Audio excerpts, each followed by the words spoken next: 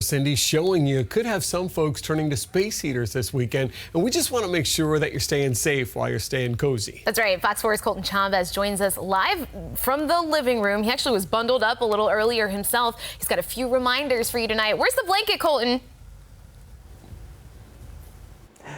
Well, Shari, hearing Cindy talk about these temperatures we're going to see in the weekend had me a little chilly earlier in our newscast, but I put on the sweater and I'm doing okay right now. But like many of us, when we start to get into that weekend, a lot of us might start running to our thermostat and start to crank that baby up. Now, one thing I did want to remind everybody of is if you haven't run that heater in a long time, you're going to start to get that smell. It's a very distinguishable smell that everybody kind of knows, almost like something is burning. Now, you want to remember that those are those coils heating up for the first time since they haven't been ran in the last couple of months or maybe even longer than that. But if you're like my photojournalist Karen, who tells me she refuses to touch her thermostat, then you might want to use other things like space heaters. But we wanted to remind you tonight that if that is the route you want to go, there are some safety precautions we'd like you to know about.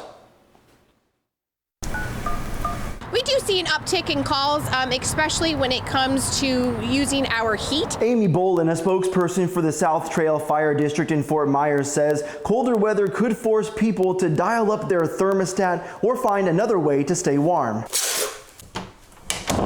But staying warm and cozy can also come at a cost if you don't follow certain fire prevention steps. For instance, Amy tells me when plugging in a space heater inside your home, you can only plug one space heater into a single outlet.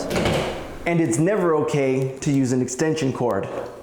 And if you plan on bundling up this weekend, Amy says it's important that you keep 3 feet between you and anything that could catch on fire from the space heater. And yeah, that also includes your blanket and doggy bed. And it's temporary, so it's just enough to warm up the room, and then we turn it off, unplug it before leaving that room or especially going to bed.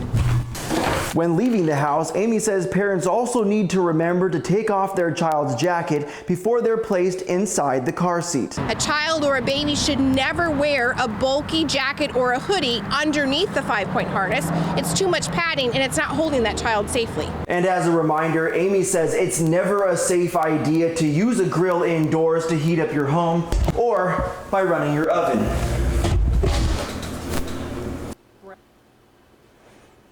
And Amy tells me it's also a good idea to use tonight as that opportunity to change those batteries, whether it's in your smoke detectors or those carbon monoxide detectors as well. Now you're probably wondering, Patrick and Shari, who's hitting here over my shoulder? Now this is Allie. I was talking about Karen, our photojournalist, earlier, and what I wanted to kind of bring Allie in here for is they also say if it's cold for you over the weekend, guess what? It's probably cold for your pets as well. So make sure you're keeping them out of areas of your home where there might be a draft by the windows, or if you're someone that buys doggy vests or blankets or even jackets, be sure to put them on them this weekend because, as they said, if you feel cold, they probably do too, Shari.